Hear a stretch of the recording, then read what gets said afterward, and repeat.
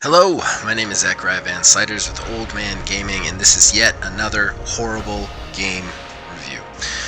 Let's get into it. Disclaimers. I'm a house dad, part-time. I don't do this for money, so I'm not going to go back and edit stuff. You're probably going to hear notification messages on my phone. I might hear something in the background. Don't do it professionally, at least not yet. Disclaimer number 2, I don't give scored reviews to games. I don't believe that that's right. I think they're one of the most subjective forms of art, so you're going to get an overview of the game, the pros, the cons, and whether or not I'm going to stick with it. Of course, all are just my opinion. Finally, number 3, I usually don't get very many hours with this. It's kind of more of an everyman's take of the game, an everyman's look of it, and just kind of like a bare bones kind of feel for it. Today we are looking at the game Enter Gungeon. Okay, so what is this game? This game's weird. You're going to be seeing a playthrough of it right now. It is a top-down kind of 8-bit retro-style type game. And it's a twin-stick shooter, I guess is the best way to describe it. The idea behind it being that the Gungeon, so to speak, is basically it procedurally generates. And the idea of it is there's a lot of games like this, but that it procedurally generates, and each time you go in, you try and get deeper and deeper. Yeah. As you do, you learn more about the game, you learn more about the world, you learn more about the characters. And it's pretty straightforward as far as the storyline goes. I mean, it's silly. 4 guys trying to get through the Gungeon, trying to get this gun that can kill time or something like that. And it's just, there's a host of weird and wacky weaponry inside that you get from chests and from drops from bad guys. And then you collect more and more and just try and get deeper and deeper. You can pick from 4 different characters, each with kind of their own special abilities, and each with their own starting weaponry. There's a convict who throws a Molotov cocktail. When she takes damage, she deals more damage for a period of time afterwards, and she starts with a double-barreled shotgun and a revolver. Then you've got like a hunter who has a pet that fetches items for you when you defeat all the bad guys. She also has a crossbow and a revolver, that kind of thing. I mean, and that's pretty much it. Each level of the Gungeon ends in a boss. There is always a ton of projectiles being thrown at you, whether it's in the normal mission or even more so in the bad guy mission. The bosses also procedurally generate, although there is a set number of bosses, and just one of them will randomly generate when you fight in that level. I'm not quite sure, because I'm not going to lie, this is a pretty tough game. And while I have made it to the second level once, I've only made it to the second boss once. So I'm not quite sure if the second boss procedurally is a random kind of pick between just bosses that happen on the second level, or if it's all the bosses kind of get thrown into this game. I mean, the game's pretty straightforward. There's not much else to say about it. So let's just go right into the pros and cons. Pros, it is rather addicting to go in, to get through, and to try and get to the end. I will say the shooting is very smooth, as well as the movement. One thing I really liked about this game, and hopefully you're seeing it on the screen a little bit, is the scenery is very interactive. You can flip tables to stop bullets at the last minute. You can also, there are these chandeliers that you can knock down by shooting certain spikes. And just about everything in the room gets like burst and blows up and explodes, which is really cool. I liked that. The dodging roll mechanic is really smooth, and practice really makes perfect, but it rewards you. It gives you that experience, that wonderful experience, like Dead Cells or even like Dark Souls, of getting it right. And when you get it right, it's really awesome. It gives you that rewarding feeling, and I like that. There's a humor to this game that I also enjoy. Everything's got a joke.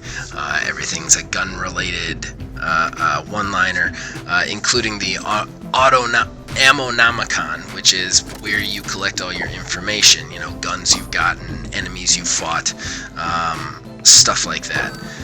I think I think one thing that I really, really enjoy about this game is just that sense of accomplishment when you get through stuff, and the smoothness of the shooting. You're always also moving, which is really great. It's very fast paced. It's constantly got you on your toes, which is nice. Unfortunately, now I got to go into the cons, and it's going to sound like there's more cons than pros on this. It doesn't mean I didn't like the game. There's just more very noticeable cons. The first being the tutorial is there, and it shows you how to shoot and dodge and do some basic stuff, but still, I would have liked a little bit more information or places to find that. It took me a little while to figure out that I could just open up the Ammonomicon and learn about the different characters to play and what their special abilities were. I think I went through 3 or 4 times just kind of trying things out before I did that, and I would have liked to know ahead of time. Let me see. My next con is some of the bad guy design. I know this is a little nitpicky, but they're all monsters, weird looking bullet things, and I don't know, I just would have liked to see more human bad guys, or even like more humanoid creatures just like dancing bullets around being shot. It just, I don't know, it felt a little cartoony to me, and I didn't like that part, and that's nitpicky, and it's probably just more my taste than other people's, and I get that, but still, it's a con for me, so I've got to share it. My next con is I tried co-op twice, and I couldn't find anybody to play with me, so that's kind of a bummer.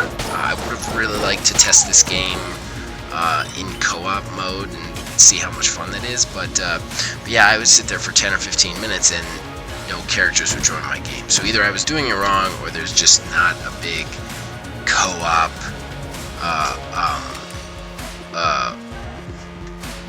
group for this game, which is a little bit of a bummer.